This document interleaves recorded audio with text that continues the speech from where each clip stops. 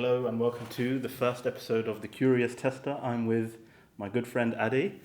Hi guys. So, Ade, I work with Ade. Ade, do you want to briefly introduce yourself? Yes. Hi everyone. Name is Ade. I am a senior QA, and I currently work on the Now team, which was previously called Now team. Yeah.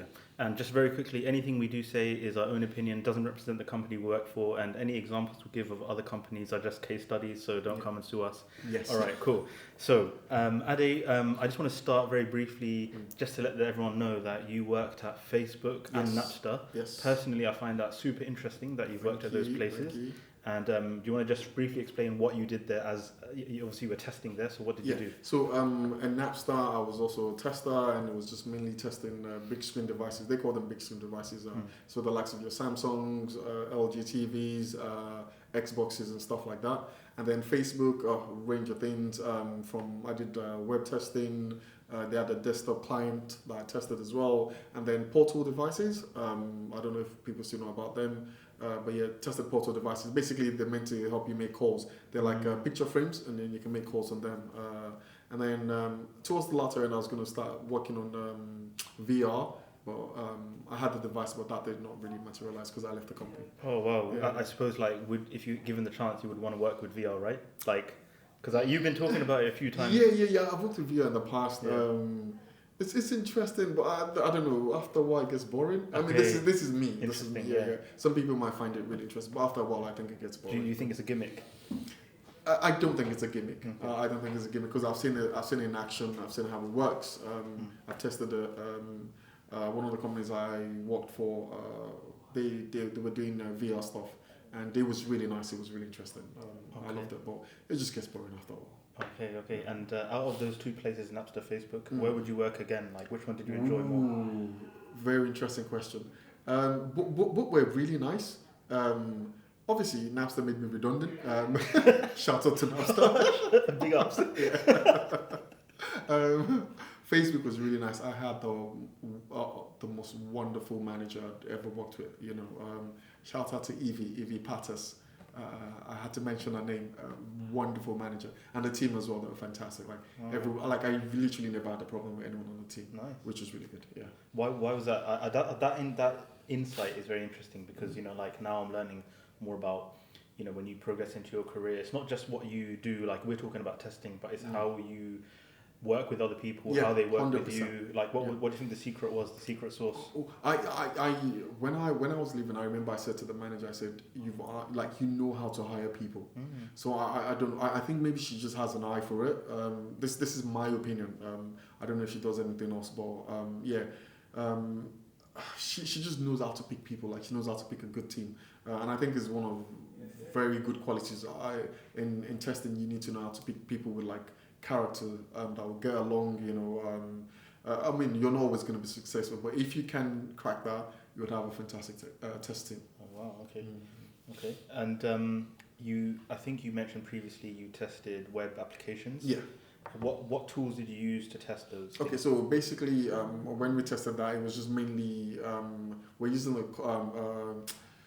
some people call it dev tool, people call it all sorts. It was just Chrome Inspect basically. Okay, and then just a bit of network stuff as well. So we're using stuff like Task Proxy just to check calls back and forth, and just manipulate JSON and stuff. So yeah, it wasn't massive in-depth stuff because we're just basically making calls via the web. So there wasn't really much to test with it. Right. Okay. So and did you do any API testing? No. Okay. No. Okay. Cool. Yeah. I think one of the things that because I got a lot of messages from people on LinkedIn, different varying kinds of people. Some are already in the testing industry. They're like, oh yes, so I'm looking forward to this. Obviously, you might be disappointed, but the guys who are kind of new, who are interested in testing, I think this is going to be very valuable to them because what people don't realize, and a lot of people who are in testing, I mean, would you say this is true that a lot of people just find themselves in testing because you don't necessarily go to uni like we both did engineering at uni. I never once thought I want to be a tester. But you might end up in a team or whatever, and it's a very interesting actual thing to do, and it's not as glamorous. I mean, there's this idea that some job titles are glamorous and whatever, but I think we do form a quite important part of a company. And as you mentioned, in our chats, that actually QA is one of the biggest things about that is protecting business reputation and financial, damage. We're trying to prevent that from happening. But you said that you like testing and every day you kind of look forward to it. What is it about testing that makes it interesting to you? For me, it's just not just the opportunity to get to understand how something works, how to be able to look deeper into it, basically, and the opportunity to just play with something, something I'm probably going to see outside, but I get firsthand. Get to see it before like the public sees it, all that stuff. I find it really interesting, to tinker with stuff like get to the nits and grits of it, like all of that. For me, I find it really, really interesting. I, like Baba said, I have a degree in engineering as well, and I never for once. I did not go to uni and say, well, let's get this degree, let's go do testing. That was never, I just found myself in it. Testing is a segue to get into a lot of things. You can, once you get into testing, basically you become part of a software development team or group or whatever, and it gives you the opportunity to become, I don't know, if you decide you want to become developer, you can go via testing. If you want to become a business analyst or technical analyst, testing gives you a lot of opportunity. It's like basically, I think it's like the starting point in tech.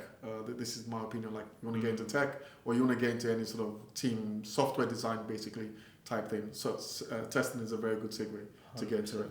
100%. Yeah. So for the ones who are maybe curious about testing, I think that's the number one thing. It's like it's a way in, and you can. I think you mentioned as well, to me one day that you get to know the product so well. Yes. You're like the customer. Yeah. And you're trying to be the customer, and you're trying to make sure that the customer has a good experience. Yes. And of course we do like functional testing, but there are other kinds of tests called like non-functional testing, and you're designing stuff, and then there's a different testing cycles. And I think for me the hardest thing is like estimating how long tests are going to take you, because there's always pressure. There's always pressure to like you need to get it done yesterday. So how do you deal with that? So that's a very, very good question, by the way. There's always that pressure because obviously you don't have all day, you don't have eternity to test. There are people waiting for you because we want to launch our product. We're not just going to wait on Baba and Adi for like 4 weeks or 5 weeks to test it. If we want to launch in a week. What I think for me is basically looking at the item or whatever, and testing the software, whatever, and saying, okay, this is priority. So as a tester, you need to be able to prioritize stuff and go, this is priority. If this doesn't get tested, it's fine. For example, you're testing a phone, you want to test phone calls, it turns on, you're able to send a message. Now phones can take pictures, you're checking that. I'm not going to be checking, is the phone color blue or color gray? I don't care about that. I'm not going to be checking like, is the phone able to stand on its side? Like that's not those so you have to be able to prioritize as a tester. Like you look in like the functional area of it, like the core part, go, okay, these are the things I'm going to check, and then just prioritize and test it. Okay, nice. Just to let the viewers know, we're going to be very quick with this episode. We've got just a couple of minutes, but what would you say I'm just going to ask you for 2 pieces of advice that you want to give to anyone that's looking to test, whether it could be like a tool that you think that would be useful to use, or it could be like a quality that you think they need to have. Okay, so I think qualities, I mentioned qualities, you have to, have a sense of, adventure. When I mean adventure, you need to be inquisitive. Like you need to ask questions. Always, and that's one thing I love about Baba. He would ask me a question, and I would have to think about the answer. I'm not just gonna blow out my mouth. I think about it. So you need to have that mindset of asking questions. Character is so important. Like you need to be of a good character in the sense of being able to relate to people. You need to be able to talk to people. You might be shy and all of that, but just being able to relate to people just by saying hi. Hi does a lot of things, trust me. So qualities, and then communication as well. You need to be able to communicate, because if there's a problem, how do you tell the person, you know, that, oh, there's a problem, the developer or the team you're working for, that, oh, there's a problem. So you need to be able to communicate well as also. And then patience is so important. You have to do stuff over and over and over again. You know, so you need to be patient. You know, at times you need to do stuff 100 times to get it to fail once. You know, so you need to just be patient and, you know, just keep it in. Testing tools, loads of things, loads and loads. I can't even start mentioning. Fiddler, Charles Proxy, there's Postman, just so many things. I can't even mention all of them. And these are just like things we use on the manual side. There's automation, like, you know, all the things that they use, you know, Selenium and all that stuff. So there's just tons and tons of stuff. But character, so important, so important. Nice. I can't top that. That was really good advice. And we wanted to keep this one really short, just to get started. But no, thank you so much, Adi. And and definitely message us both on LinkedIn. Just feel free to message our inboxes and ask us stuff, and we're happy to continue the conversation, because we're just starting it right now. We obviously have regression cycles to get back to, so we need to be quick. But yeah, thank you guys for listening. This is just to open up a conversation. So yeah, thanks guys. And thank you so much, guys. Take care. Bye.